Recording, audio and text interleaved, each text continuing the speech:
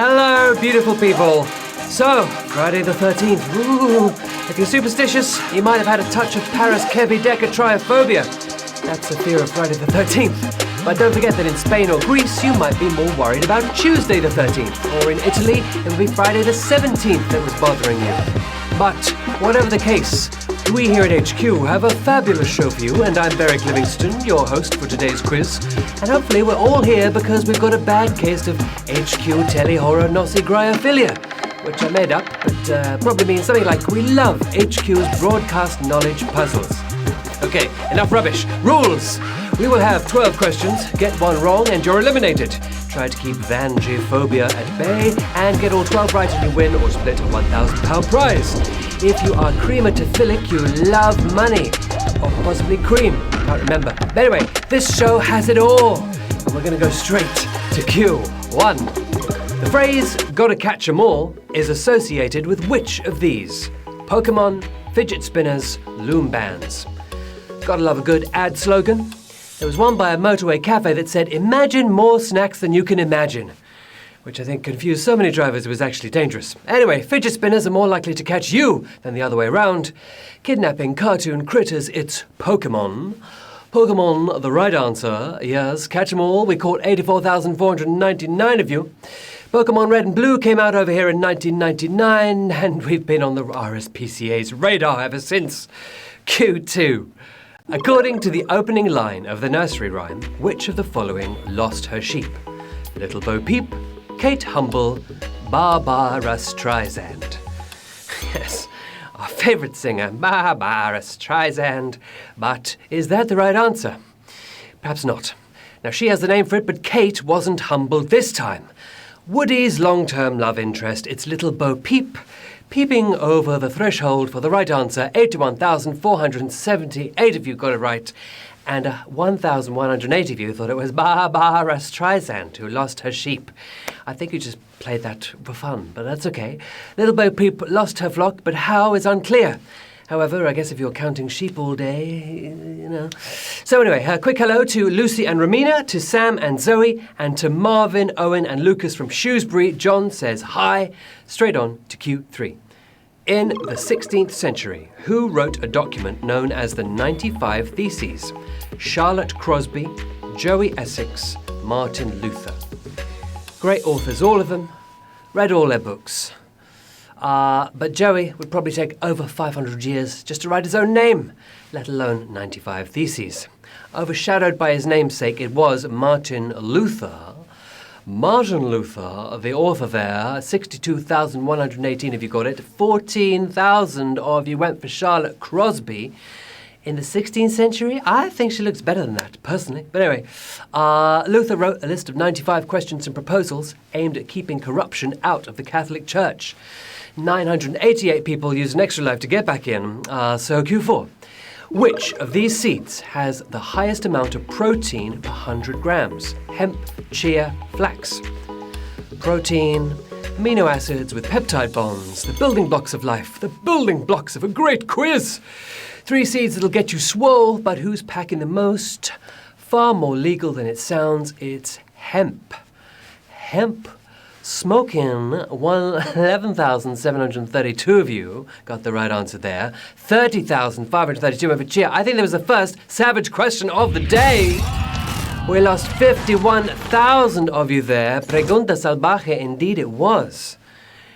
Yeah, hemp, a pretty tricky one. You got to know your breakdown of nutrients. Hemp seeds are 30% protein, making them the perfect snack to get your brain ready for HQ. Well, for 11,732 of you, your brain was dead ready, and the rest of you, goodbye, good luck, see you next time. Q5. Dana Scully in The X-Files was based on which of these movie characters? Ellen Ripley, Marge Gunderson, Clarice Starling. Gunderson.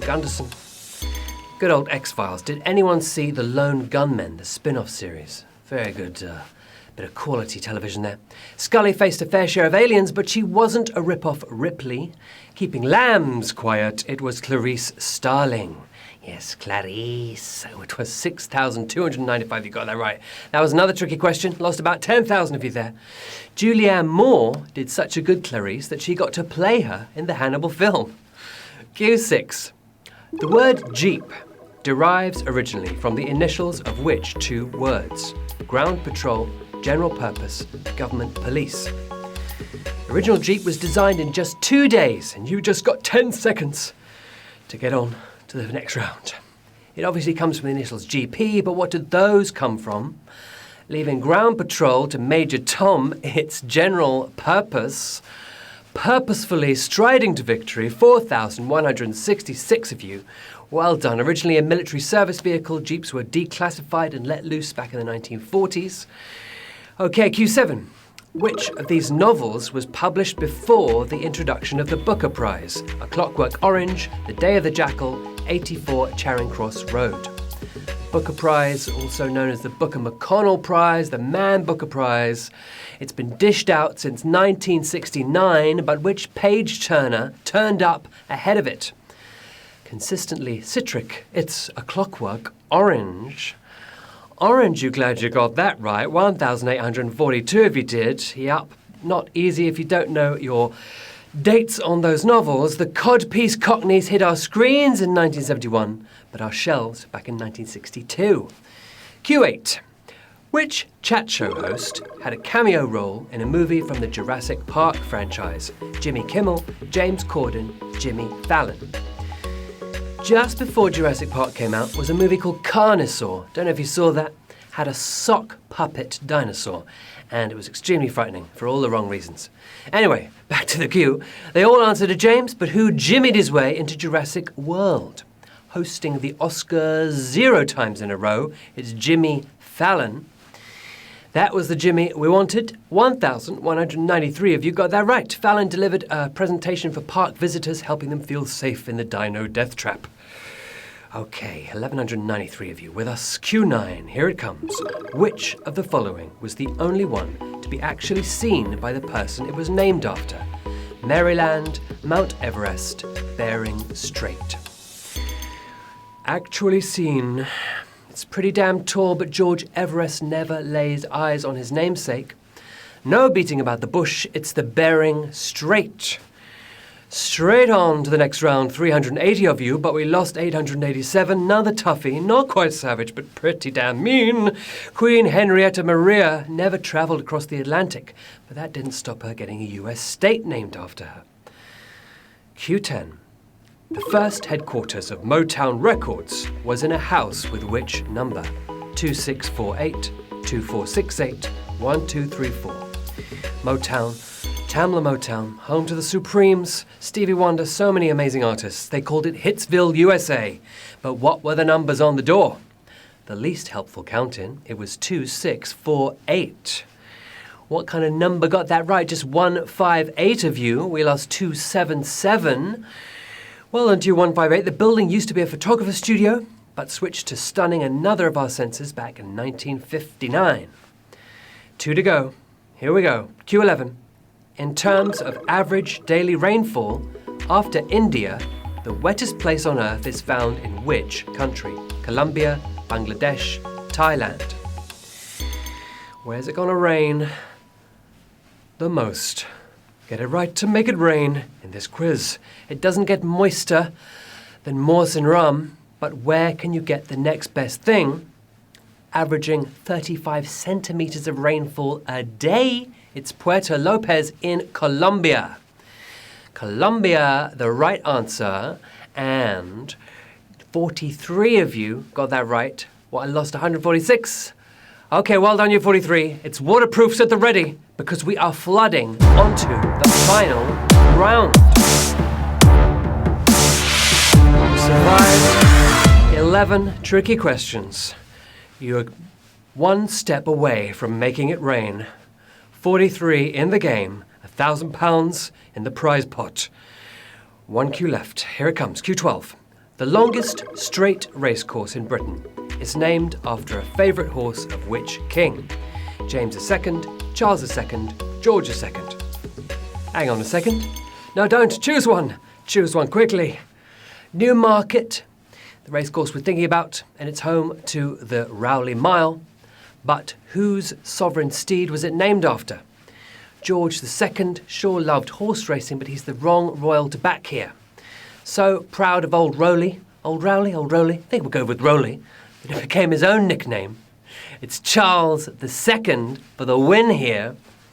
And we have a right royal 18 winners today. Well done.